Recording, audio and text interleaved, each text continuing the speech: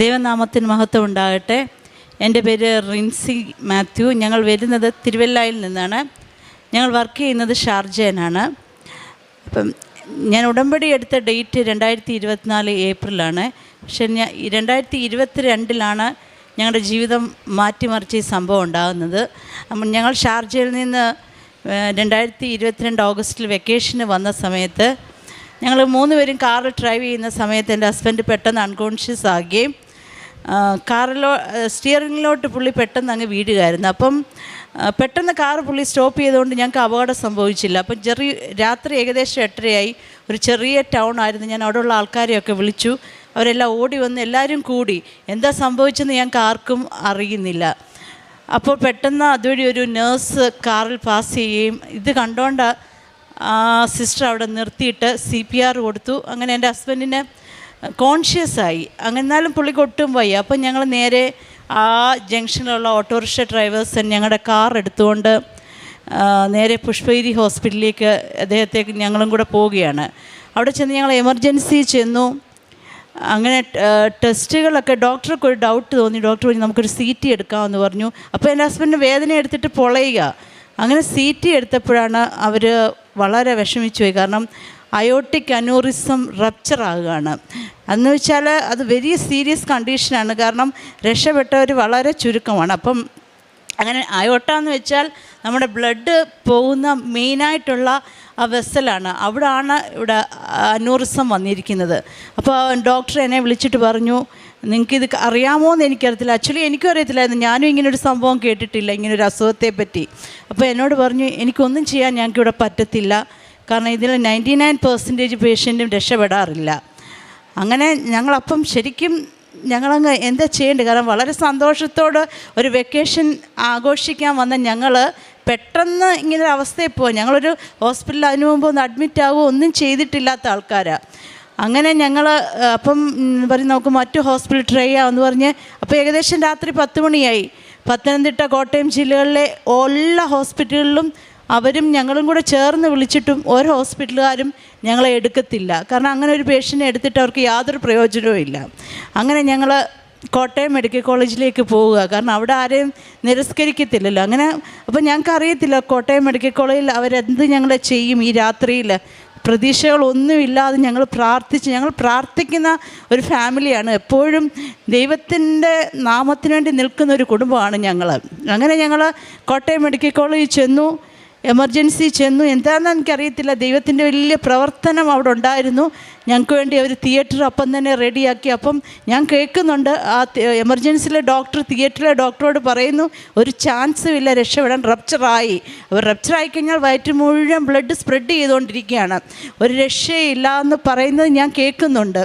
അങ്ങനെ പെട്ടെന്ന് അവർ വളരെ പെട്ടെന്ന് തന്നെ അവർ തിയേറ്ററിൽ കയറ്റി.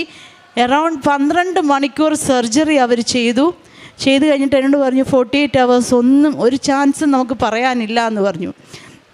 അങ്ങനെ ഞങ്ങളിങ്ങനെ നിന്നു. അത് കഴിഞ്ഞപ്പോൾ അദ്ദേഹത്തിൻ്റെ വയറ് ക്ലോസ് ചെയ്യാൻ പറ്റത്തില്ല, അവിടെ മുഴുവൻ നീരായി. അങ്ങനെ വെൻറ്റിലേറ്ററിലേക്ക് പ്രവേശിപ്പിച്ചു. ഫുൾ വെൻറ്റിലേറ്റർ സപ്പോർട്ടിൽ 1 വീക്ക് അവിടെ കിടത്തി. അപ്പോഴും വയറ് തുറന്നിട്ടേക്ക് അടയ്ക്കാൻ പറ്റുന്നില്ല. അപ്പോൾ അവർക്ക് അതിൽ കൂടുതലൊന്നും വയറ് തുറന്നിടാൻ പറ്റത്തുമില്ല. അങ്ങനെ മെഡിക്കൽ കോളേജുകാർ സർജറി ചെയ്യാൻ തീരുമാനിച്ചിട്ട് ട്രക്കിയോസ്റ്റമി എന്ന് വെച്ചാൽ വെൻറ്റിലേറ്റർ സപ്പോർട്ടിൽ ശ്വാസം എടുക്കുക. ട്രക്കിയോസ്റ്റമി ഇട്ടു.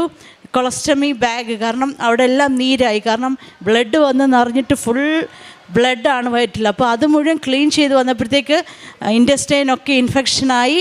അങ്ങനെ കൊളസ്റ്റമി ബാഗ് ഇട്ടു. അങ്ങനെ അവർ അടുത്ത 48 hours പറഞ്ഞു. കാരണം ഇൻഫെക്ഷനായി, അതോടുകൂടി ന്യൂമോണിയയുമായി. ഇനിയും രക്ഷപ്പെടാൻ യാതൊരു ചാൻസും ഞങ്ങളുടെ മുന്നിലില്ല. അപ്പം ഞങ്ങൾക്ക് വേണ്ടി അനേകം പേർ പ്രാർത്ഥിക്കുന്നുണ്ട്. അങ്ങനെ ഞാൻ എൻ്റെ ഒരു ഫ്രണ്ട് എറണാകുളത്തുണ്ട്, അവളോട് ഒരു ആൻറ്റിബയോട്ടിക് ചോദിക്കാൻ വേണ്ടി വിളിച്ചിങ്ങനെ ഒരു കാര്യം. അപ്പോൾ അവൾ എന്നോട് പറഞ്ഞോട്ട് ഇങ്ങനെ കൃപാസനം എന്ന് വന്നൊരു സ്ഥലമുണ്ട്. ഞാനൊരു കാത്തലിക് വിശ്വാസിയല്ല, ഞാൻ മാതാവിനോട് പ്രാർത്ഥിച്ചിട്ടും എൻ്റെ ജീവിതത്തിലില്ല. അന്നാണ് ഞാൻ ജീവിതത്തിൽ ആദ്യമായി മാതാവിൻ്റെ ഒരിത് കേൾക്കുന്നത്. അപ്പോൾ അവൾ എന്നോട് പറഞ്ഞു ഇങ്ങനെ കൃപാസനം എന്ന് പറഞ്ഞൊരു ചർച്ചുണ്ട്, ഞാൻ അവിടെ ഉടമ്പടി എടുത്തൊരു വ്യക്തിയാണ്, നീ ഒരു കാര്യം ചെയ്യും, ഞാൻ ഇപ്പോൾ തന്നെ എറണാകുളത്തു നിന്ന് കോട്ടയത്ത് വരാം, നിനക്ക് തന്നെ ഒരു ഓയിലുണ്ട്, അത് നീ എങ്ങനെയല്ലോ ICUവിൽ പോയി പുരട്ടാൻ പറഞ്ഞു. അങ്ങനെ അവൾ വൈകിട്ടായപ്പോൾ അവിടെ എത്തി എനിക്ക് ഈ ഓയിൽ തന്നിട്ട് പറഞ്ഞു, നീ പോയി പുരട്ടാൻ പറഞ്ഞു. അത് കഴിഞ്ഞിട്ട് എനിക്ക് പേപ്പർ കൊടുത്തിട്ട് എൻ്റെ മകനോട് പറഞ്ഞു, ഈ പേപ്പർ അവിടെ എല്ലാം കൃപാസന പത്രം കൊടുക്കാൻ പറഞ്ഞു. അപ്പോൾ എനിക്ക് ഇതൊന്നും അറിയില്ല. ഞാൻ ജീവിതത്തിൽ ആദ്യമായി മാതാവെന്ന് വിളിക്കുന്ന അന്നാണ്. അങ്ങനെ ഞാൻ അവിടെ വെച്ച് ഈ പേപ്പർ കൊടുത്ത് ഈ ഓയിൽ പുരട്ടി. പിന്നീടൊരു അത്ഭുതങ്ങൾ ഞാൻ സത്യം പറഞ്ഞാൽ കാണുമായിരുന്നു. അങ്ങനെ ഏകദേശം 26 ദിവസം എൻ്റെ ഹസ്ബൻഡ് അവിടെ വെൻറ്റിലേറ്ററിലായിരുന്നു. അങ്ങനെ പുള്ളിയുടെ ഇൻഫെക്ഷനൊക്കെ കുറഞ്ഞു വന്നു. കാരണം ആദ്യം നോക്കുമ്പോൾ ബ്ലഡ് റിസൾട്ടൊന്നും നമുക്ക് ചിന്തിക്കാൻ വയ്യ. ഒരവയവം പോലും നല്ല രീതിയിൽ വർക്ക് ചെയ്യുന്നതില്ല, ഫുൾ. കാരണം ഒരു ചാൻസസ് ഇല്ലാതെ പുള്ളി അവിടെ കിടത്തിയേക്കുക. അടുത്തൊരു പേഷ്യൻ്റ് വന്നു കഴിഞ്ഞാൽ മെഡിക്കൽ കോളേജുകാർ വെൻറ്റിലേറ്റർ മാറ്റും, അവർക്ക് ആവശ്യം ഇഷ്ടം പോലെ ഉണ്ട്. എന്തോ ഒരു അത്ഭുതം പോലെ 26 ദിവസം കഴിഞ്ഞപ്പോൾ വെൻറ്റിലേറ്റർ മാറ്റി, ട്രക്യോസ്റ്റമി കണക്ഷൻ മാറ്റി. പക്ഷേ കൊളസ്റ്റമി ബാഗ് ഉണ്ട്, എല്ലാം ഉണ്ട്. ഏകദേശം 40 ദിവസം ഞങ്ങൾ കോട്ടയം മെഡിക്കൽ കോളേജിലെ ICUവിലായിരുന്നു. അങ്ങനെ ഞങ്ങൾ ഡിസ്ചാർജ് ആയി. എന്നാലും ഏകദേശം 30 കിലോ അദ്ദേഹത്തിൻ്റെ പോയി. അദ്ദേഹത്തിന് ഈ കാര്യങ്ങൾ ആകെ അറിയാവുന്നത് ആ ജംഗ്ഷനിൽ വണ്ടി ഓടിച്ചതല്ലാതെ പിന്നെ 15 ദിവസം കഴിഞ്ഞപ്പോഴാണ് ചോദിക്കുന്നത്, ഞാനിപ്പോൾ എവിടെ കിടക്കുന്നതെന്നുള്ള കാര്യം. അതുപോലും അറിയാതാണ് കിടക്കുന്നത്. അങ്ങനെ ഞങ്ങൾ കൊളസ്റ്റമി ബാഗുമായി വീട്ടിൽ വന്നു. അവർ പറഞ്ഞു, ഒരു 2 മാസം കഴിഞ്ഞ് നിങ്ങൾക്കത് റിവേഴ്സ് ചെയ്യാമെന്ന് പറഞ്ഞു. അങ്ങനെ റിവേഴ്സ് ചെയ്യാൻ ഞങ്ങൾ പല ഹോസ്പിറ്റലിൽ ചെയ്തപ്പോൾ എല്ലാവർക്കും പേടി. കാരണം ഇത്രയും ക്രിട്ടിക്കൽ ആയിരുന്ന ഒരു പേഷ്യനെ തൊടാൻ മിക്ക ഹോസ്പിറ്റലുകാരും മടിക്കുക. പ്രൈവറ്റ് ഹോസ്പിറ്റൽസിലാണ് ഞങ്ങൾ ചെന്നത്. ആരും എടുക്കാൻ താല്പര്യപ്പെടുന്നില്ല റിവേഴ്സ് ചെയ്യാൻ. കാരണം അതിൻ്റെ ഒത്തിരി ക്രിട്ടിക്കൽ പ്രോബ്ലംസ് അവർ നമ്മളോട് പറഞ്ഞു. പക്ഷേ ആ ബാഗ് ഇട്ട് നമുക്ക് എത്ര നാൾ ജീവിക്കാൻ പറ്റും? കാരണം നമ്മുടെ മലമെല്ലാം വരുന്ന ഈ ബാഗിലാണ്. പലപ്പോഴും രാത്രി കാലങ്ങളിൽ ഇത് പൊട്ടും, നമുക്ക് എങ്ങും പോകാൻ പറ്റത്തില്ല. ഒത്തിരി പ്രശ്നങ്ങളിൽ കൂടെ ഞങ്ങൾ കടന്നു പോയിക്കൊണ്ടിരിക്കുക. അങ്ങനെ ഒരു പ്രാവശ്യം ഞങ്ങൾ അമൃത ഹോസ്പിറ്റലിലോട്ട് പോകാൻ നേരം ഇവിടെ കൃപാസനത്തിൽ ഞങ്ങൾ ആദ്യമായി കയറുകയാണ്. ജീവിതത്തിൽ ഇന്നേ വരെ കൃപാസനം അന്ന് ആദ്യമായി കേട്ടത് പിന്നൊക്കെയാണ്. അപ്പോൾ ഈ കൃപാസനം കണ്ടപ്പം തന്നെ എൻ്റെ ഹൃദയം അങ്ങ് ഭയങ്കരമായിട്ട് സന്തോഷിച്ചു. അങ്ങനെ ഞാൻ ഹസ്ബൻഡുമായിട്ട് ഞങ്ങൾ 3 പേരും ഇവിടെ കയറി. ഞങ്ങൾ സത്യം പറഞ്ഞാൽ ഇവിടെ വന്ന് പൊട്ടിക്കരയുകയായിരുന്നു. കാരണം ഞങ്ങളുടെ എല്ലാം നഷ്ടപ്പെട്ടു, ഞങ്ങൾക്കൊരു മെറിറ്റില്ല, ഞങ്ങളാകെ 0 ആയിട്ടിരിക്കുന്ന സമയങ്ങളാണ്. അങ്ങനെ ഇവിടെ വന്ന് പ്രാർത്ഥിച്ച് ഞങ്ങൾ പോവുക, അമൃത ഹോസ്പിറ്റലിലോട്ട് പോവുക. അപ്പം ഞാൻ ആ സമയം അത് കഴിഞ്ഞ് തിരിച്ചു പോയി. 40 ദിവസം കഴിഞ്ഞപ്പോൾ എനിക്ക് ജോലിയുണ്ട് അവിടെ. കാരണം എൻ്റെ ജോലിയിലാണ് ഇനിയുള്ള കാര്യങ്ങൾ പോകേണ്ടത്. അങ്ങനെ ഞാൻ തിരിച്ചു പോയി. അപ്പോൾ എൻ്റെ ഫാദർ മരിച്ചിട്ട് ഞാനൊരു 10 ദിവസത്തേക്ക് വന്നേക്കുക. അപ്പോൾ ഈ റിവേഴ്സലൊന്ന് അമൃതയിൽ പോയി ചോദിച്ച് അവരൊന്ന് ചെയ്യുമോ എന്നറിയാൻ വേണ്ടി ഞാൻ പോയി. ഞാനിവിടെ വന്ന് പ്രാർത്ഥിച്ച് കഴിഞ്ഞിട്ട് ഒരു സെക്യൂരിറ്റി എൻ്റെ പുറകിൽ ഞങ്ങൾ കാറ് പാർക്ക് ചെയ്യുന്നതിൻ്റെ അവിടെ വന്നിട്ട് പറഞ്ഞു, തിരിച്ചു വന്ന് ഇവിടെ നന്ദി പറയണമെന്ന് എന്നോട് പറഞ്ഞു. അങ്ങനെ ഞങ്ങൾ പോയി. അവിടെ ചെന്നപ്പോൾ ആ ഡോക്ടർ പറഞ്ഞു, ഞാൻ പറഞ്ഞു എനിക്കിങ്ങനെ അടുത്ത ആഴ്ച എങ്ങനെയാണ് ഡോക്ടർ ഒന്ന് ചെയ്യാമോ എന്ന് ചോദിച്ചപ്പം ഡോക്ടർ പറഞ്ഞു, നിങ്ങൾ എന്താ ഈ പറയുന്നത്, ഇവിടെ എത്ര പേഷ്യൻ്റ് വെയിറ്റിംഗാണ്, 1 മന്ത് കഴിയാതെ ഇത് ചെയ്യാൻ പറ്റില്ല. പക്ഷേ എൻ്റെ ഇവിടുന്ന് കിട്ടിയ ഒരു കാശ് മാതാവിൻ്റെ രൂപം എൻ്റെ കയ്യിലുണ്ടായിരുന്നു. ഞാനത് വെച്ചോണ്ടാണ് ഇവിടെ പോയിരുന്നത്. അങ്ങനെ ഡോക്ടർ ബുക്ക് ഈ 1 മാസം കഴിഞ്ഞ് എഴുതാൻ തിരിക്കുമ്പോഴാണ് നോക്കുന്നത്, ആ ഫ്രൈഡേയിൽ ഒരാളുടെ സർജറിക്കുള്ള സ്പേസ് കിടക്കുക. അങ്ങനെ എന്നോട് പറഞ്ഞു, ഇതെങ്ങനെ വന്നെന്ന് പറഞ്ഞ് സിസ്റ്ററിനെ വഴക്ക് പറഞ്ഞിട്ട് പുള്ളി ഞങ്ങൾക്ക് അത് എഴുതി തരിക. പുള്ളി ചെയ്യാവുന്ന സമ്മതിച്ചു. ഞങ്ങൾ രാത്രി ഏകദേശം 7:30 മണിയായപ്പോൾ ഞങ്ങളിവിടെ കയറുക. തിരിച്ച് നന്ദി പറയണമെന്ന് ആ സെക്യൂരിറ്റി എന്നോട് പറഞ്ഞിട്ടുണ്ട്. തിരിച്ചു പോയപ്പോൾ ഞങ്ങളിവിടെ കയറി.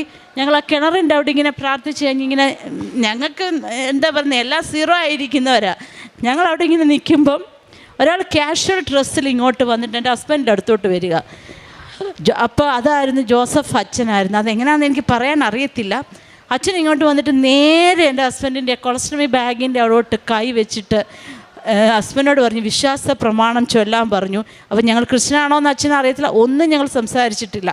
അച്ഛൻ പരിശുദ്ധാത്മാവിൻ്റെ നിറവിൽ നിന്ന് എൻ്റെ ഹസ്ബൻഡിന് വേണ്ടി അങ്ങോട്ട് പ്രാർത്ഥിച്ചിട്ട് പറഞ്ഞു, പോയി സർജറി ചെയ്തിട്ട് തിരിച്ചു വാന്ന് പറഞ്ഞു. അത് അറിയത്തില്ല, അത് മാതാവ് വന്ന് ഞങ്ങളോട് ചെയ്ത്. കാരണം ഞാൻ പിന്നീട് അറിഞ്ഞ് അച്ഛനെ കാണാൻ പലരും ക്യൂ നിൽക്കുന്നൊരു സ്ഥലത്ത് അച്ഛൻ ഞങ്ങളുടെ അടുത്തോട്ട് ഡയറക്റ്റ് വന്ന് ഇങ്ങനെ സംസാരിക്കുക. അങ്ങനെ ഞാനിത് പറഞ്ഞപ്പോൾ എല്ലാവരും പറയും, അയ്യോ ഞങ്ങൾക്ക് കുളിര് കോരുന്നു, ഇത് വിശ്വസിക്കാൻ ഞങ്ങൾക്ക് പറ്റുന്നില്ല എന്നൊക്കെ എന്നോട് പലരും പറഞ്ഞു. അങ്ങനെ ഞങ്ങൾ അമൃതയിൽ ആ ഫ്രൈഡേ പോയി സർജറി ചെയ്ത് വളരെ ഭംഗിയായിട്ട് ഞങ്ങൾക്ക് ആ സർജറി ചെയ്യാൻ പറ്റി. അങ്ങനെ കൊളസ്ട്രമി റിവേഴ്സൽ ചെയ്തു. അത് കഴിഞ്ഞിട്ട് ഞങ്ങൾ അന്നേരം സർജറി കഴിഞ്ഞ് പോകുമ്പോഴും ഇവിടെ വന്ന് മാതാവിന് ഇവിടെ വന്ന് നന്ദി പറഞ്ഞിട്ടാണ് പോയത്. അങ്ങനെ പക്ഷേ എന്നിട്ടും പ്രശ്നങ്ങളില്ല, കഴിഞ്ഞിട്ടില്ല. അപ്പോൾ ഇട്ടേക്കുന്ന ഗ്രാഫ്റ്റാണ്. ഈ അയോട്ടയ്ക്ക് പകരം എൻ്റെ ഹസ്ബൻഡ് ഇട്ടേക്കുന്ന ഒരു ഗ്രാഫ്റ്റ് ഇട്ടിട്ടുണ്ട്. ഈ ഇൻഫെക്ഷൻ ആ ഗ്രാഫ്റ്റിൽ കയറി പിടിച്ചു. പിന്നീടും ഈ ഗ്രാഫ്റ്റിൽ ഇൻഫെക്ഷൻ കയറി പിടിച്ചു കഴിഞ്ഞാൽ വളരെ ഡേഞ്ചറസാണ്. അങ്ങനെ ഞങ്ങൾ പിന്നെ വെല്ലൂർ CMC ഹോസ്പിറ്റലിലോട്ട് പോവുകയാണ്. അപ്പോഴൊന്നും ഞാനിവിടെ ഇല്ല, കാരണം എനിക്ക് ജോലിയുണ്ട്. ഒത്തിരി ലീവ് എടുത്ത് എൻ്റെ ലീവെല്ലാം നഷ്ടപ്പെട്ടിരിക്കുന്ന സമയമാണ്. അപ്പം ഞാൻ ജോലി തിരിച്ചു പോയി. ഞങ്ങളപ്പം ഞങ്ങളുടെ സഹോദരങ്ങളും ഞങ്ങളുടെ ഒരു മെയിൽ നേഴ്സൊക്കെയാണ് അദ്ദേഹത്തെ നോക്കുന്നത്.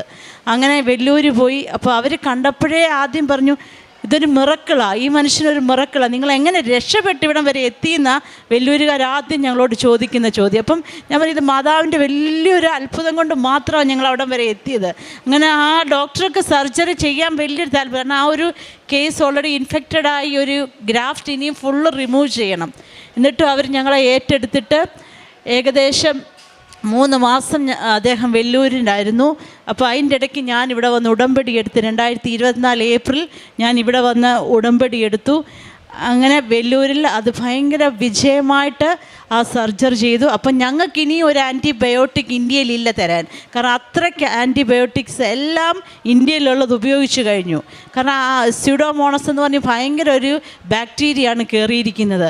അപ്പം ഇനിയില്ല. അപ്പം വെല്ലൂരുകാർ പഠന ആവശ്യത്തിന് വേണ്ടി നമ്മളെ അവർ ട്രയലായിട്ട് നിർത്താറുണ്ട് പല. പക്ഷെ ഞങ്ങൾക്കൊന്നും നഷ്ടപ്പെടാനില്ലാത്തതുകൊണ്ട് ട്രയലെങ്കിൽ ട്രയൽ. അങ്ങനെ ആൻറ്റിബയോട്ടിക് അവർ വേറൊരു രാജ്യത്തു നിന്ന് നമുക്ക് വേണ്ടി ട്രയലായിട്ട് വരുത്തി ഞങ്ങളുടെ ശരീരത്തിൽ അത് പ്രയോഗിച്ചു അദ്ദേഹത്തിൻ്റെ.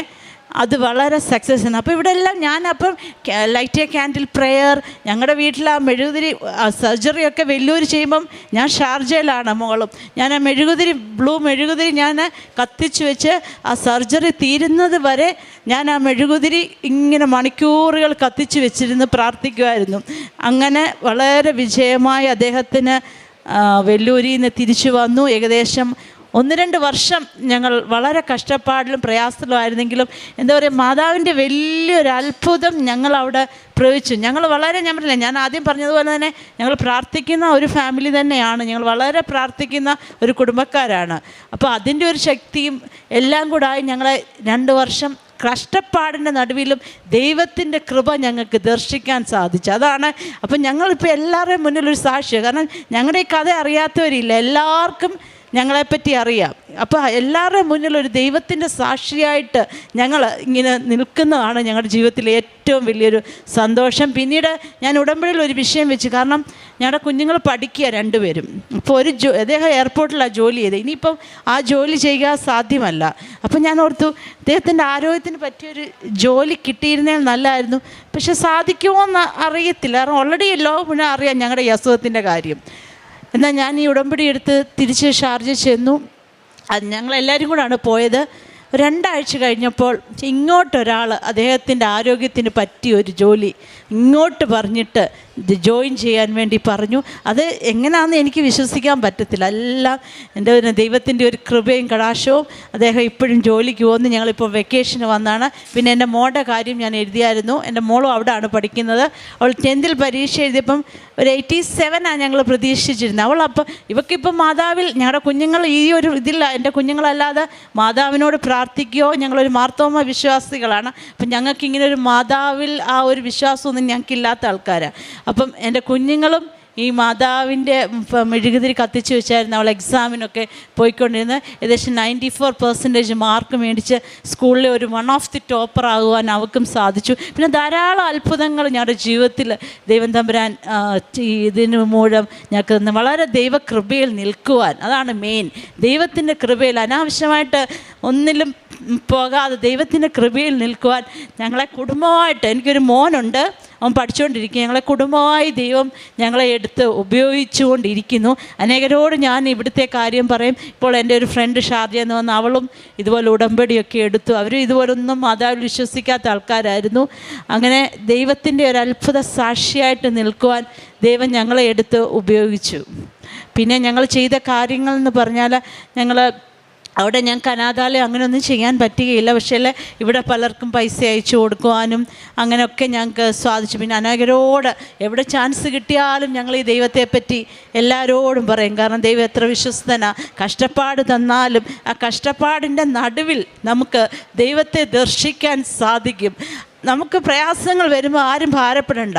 ദൈവസന്നിധിയിൽ നമ്മൾ ഉറച്ചു നിന്ന് പ്രാർത്ഥിച്ചു കഴിഞ്ഞാൽ ആ ദൈവം നമ്മളെ അതിലുപരിയായിട്ട് ആൾക്കാരുടെ മുന്നിൽ മാനിച്ച് നിർത്താൻ കഴിവുള്ള ഒരു ദൈവമാണ്. അതാണ് എൻ്റെ ജീവിതത്തിലും ഞങ്ങളുടെ ജീവിതത്തിലും ഞങ്ങൾക്ക് പറയാൻ സാധിക്കുന്നത്. എസെക്കിയേൽ 37:14 എൻ്റെ ആത്മാവിനെ ഞാൻ നിങ്ങളിലേക്ക് നിവേശിപ്പിക്കും, നിങ്ങൾ ജീവിക്കും, ഞാൻ നിങ്ങളെയും നിങ്ങളുടെ സ്വന്തം ദേശത്ത് വസിപ്പിക്കും. കർത്താവായി ഞാനാണ് ഇത് പറഞ്ഞതെന്ന് പ്രവർത്തിച്ചതെന്നും അപ്പോൾ നിങ്ങൾ അറിയും. കർത്താവ് അരുളി ചെയ്യുന്നു. പ്രിയമുള്ളവരെ, റിൻസി മാത്യുവിൻ്റെ സാക്ഷ്യം നമ്മൾ കേട്ടു. നമ്മൾ ഒത്തിരി പേര് ഉടമ്പടി എടുത്തവരാ. മറ്റുള്ളവരെ സഹായിക്കുന്നത് എങ്ങനെയെന്ന് ഈ റിൻസി മോളുടെ കൂടെ നമ്മൾ അറിയാൻ സാധിച്ചു. അദ്ദേഹം ഇവിടെ ഇയാൾക്കാരെ പറഞ്ഞത്, ഒരു വ്യക്തി വന്ന് ഉടമ്പടി എന്ന് പറഞ്ഞു. ഉടമ്പടി എടുക്കാൻ പോയിട്ടുണ്ടോ എന്നൊക്കെ ചോദിച്ചു. അത് റിൻസിയുടെ മനസ്സിലുണ്ടായിരുന്നു. അതിനുശേഷം അവർ ഉടമ്പടി എടുത്തിട്ട് പ്രാർത്ഥനയിൽ നീങ്ങുകയാണ്. ഒരിക്കലും സാധിക്കില്ല, ഒരിക്കലും പരിശുദ്ധ അമ്മയെന്ന് പറയാൻ പോലും അറിഞ്ഞുകൂടാത്ത ഈ വ്യക്തിയെ പരിശുദ്ധ അമ്മ പഠിപ്പിക്കുകയാണ്. അമ്മയുടെ സന്നിധിയിലേക്ക് വിളിച്ചുകൊണ്ട്. ആര് വഴി? മറ്റുള്ളവർ വഴി. ആ ഉടമ്പടി എടുത്ത നിങ്ങൾ വിചാരിക്കും നിങ്ങൾക്കും മാത്രമല്ല, നിങ്ങൾ മറ്റുള്ളവരോട് പറയുന്നത് സാക്ഷ്യമാണ്. അങ്ങനെയാണ് റിൻസി അറിഞ്ഞത് ഉടമ്പടി എടുക്കാമെന്ന്. അങ്ങനെ യാത്രയിൽ പോകുമ്പോഴാണ് ഇവിടെ വന്ന് ആ സ്ഥലത്ത് നിൽക്കുമ്പോൾ അമ്മയോട് പറയുകയാണ്, അമ്മയെന്ന് പറയാനറിഞ്ഞില്ല, കൃപാസനമെന്നറിയത്തില്ല, അവരെ മറ്റുള്ളവർ വഴി ഇവിടെ വന്ന് അമ്മയുടെ അടുത്ത് നിൽക്കുന്ന സമയത്ത് പരിശുദ്ധമ്മ പറഞ്ഞു, മോനെ ബഹുമാനപ്പെട്ട ജോസഫ് അച്ഛ ചെന്നവരെ ഒന്ന് സ്പർശിക്കാൻ. അച്ഛൻ ആ സമയത്ത് ചെന്നു ആരും വിളിച്ചില്ല.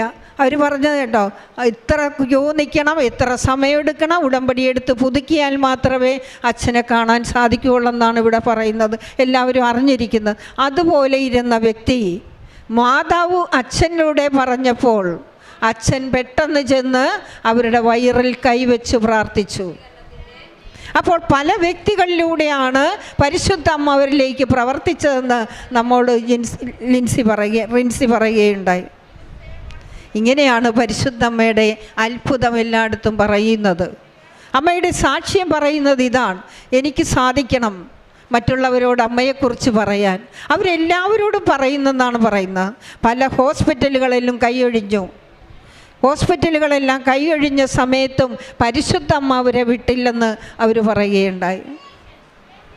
പരിശുദ്ധ അമ്മയുടെ സാന്നിധ്യമാണ് അവരെ ഈ അൾത്താരയിൽ എത്തിച്ചതെന്ന് അവർ പറയുന്നത്. പരിശുദ്ധ അമ്മ അങ്ങനെയാ. സ്നേഹം കൊടുക്കുമെങ്കിൽ അച്ഛൻ ഉടമ്പടി പുതുക്കൽ ക്ലാസ്സിൽ പറയുന്നുണ്ട്, പൂക്കുറ്റി പോലെ അനുഗ്രഹം കൊടുക്കുന്നതാണ് ഉടമ്പടി പുതുക്കി കഴിയുമ്പോൾ കിട്ടുന്നതെന്ന്. അപ്പം ഇവർക്ക് കിട്ടിയത് പൂക്കുറ്റി പോലുള്ള അനുഗ്രഹമാണ് കിട്ടിയത്. ഈ സാക്ഷ്യം ഒരിക്കലും അവർ മറക്കത്തില്ല. ഇടിവെട്ട് സാക്ഷ്യമെന്ന് അച്ഛൻ പറയാറുണ്ട്. ഇടിവെട്ട് സാക്ഷ്യമാണ് അവർക്ക് കിട്ടിയത്. ഇത്രയോ 100 കണക്കിന് മനുഷ്യരോട് അവരിപ്പോൾ പറഞ്ഞു കാണും. അതിനുശേഷം അവരുടെ ഭർത്താവിന് ഒരിക്കലും ജോലി ചെയ്യാൻ സാധിക്കുകയില്ല. എന്നാൽ പരിശുദ്ധ അമ്മ അവിടെയും കൈവിട്ടില്ല. അമ്മ നല്ലൊരു ജോലി അയാൾക്ക് അദ്ദേഹത്തിൻ്റെ ശരീരത്തിൻ്റെ ആരോഗ്യമനുസരിച്ചുള്ള ജോലി കൊടുത്തു. ഇതാണ് പരിശുദ്ധ അമ്മ. ഈ സ്നേഹം കണ്ടാൽ ആരെങ്കിലും വിട്ടുകളഞ്ഞിട്ട് പോകാൻ പറ്റുമോ? ഈ സ്നേഹത്തിലേക്കാണ് നിങ്ങൾ കടന്നു വന്നിരിക്കുന്നത്. ഇവർ വന്ന സാക്ഷ്യം വഴിയാണ് നമ്മളിത് അറിയുന്നത്.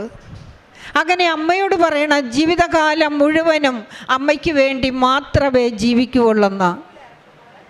അമ്മ പ്രതിഷ്ഠീകരണത്തിൻ്റെ സാക്ഷിയാക്കി എന്നെ ഉയർത്തണമേ, എന്നെ മാറ്റണമേ. ഈ സാക്ഷ്യം എനിക്ക് തന്നത് പരിശുദ്ധ അമ്മയാണെന്ന് പറഞ്ഞിട്ടും അവർക്ക് മതിയാകുന്നില്ല. ഈ അമ്മയുടെ സ്നേഹം പങ്കുവെക്കാൻ ഇവിടെ വന്ന റിൻസിക്കും കുടുംബത്തിനും നന്ദി പറയുകയും അവർക്ക് കൊടുത്ത ദൈവത്തിൻ്റെ വലിയ കൃപ ഈശോയ്ക്ക് നന്ദി പറയുന്നതോടൊപ്പം അവർ ചെയ്യുന്ന പ്രേക്ഷിത പ്രവർത്തനം മറ്റുള്ളവർക്ക് വേണ്ടി അവരെങ്ങനെ അറിഞ്ഞോ അതുപോലെ മറ്റുള്ളവരെ അറിയിക്കുകയാണ്. സാമ്പത്തിക സഹായമായിട്ടും വസ്ത്രമായിട്ടും ഭക്ഷണമായിട്ടും എല്ലാം അവർ കൊടുത്ത് മറ്റുള്ളവരെ അറിയിക്കുകയാണ്. അവർ വിദേശ രാജ്യത്താണ് താമസിക്കുന്നതെന്ന് പറഞ്ഞു അവിടെയും ചെന്നു ഈ അമ്മയെക്കുറിച്ച് പറയുകയാണ്. അപ്പോൾ അറിഞ്ഞത് മറ്റുള്ളവർ വഴി ഇവർ വഴി മറ്റുള്ളവരെ അറിയിക്കുന്നു. അത് പ്രേക്ഷിത പ്രവർത്തനമാണ്. അറിയാത്തവരെ അറിയിക്കുകയും അറിഞ്ഞവരെ ആഴപ്പെടുത്തുകയുമാണ് അവർ ചെയ്യുന്നത്. അതാണ് പ്രേക്ഷിത പ്രവർത്തനം.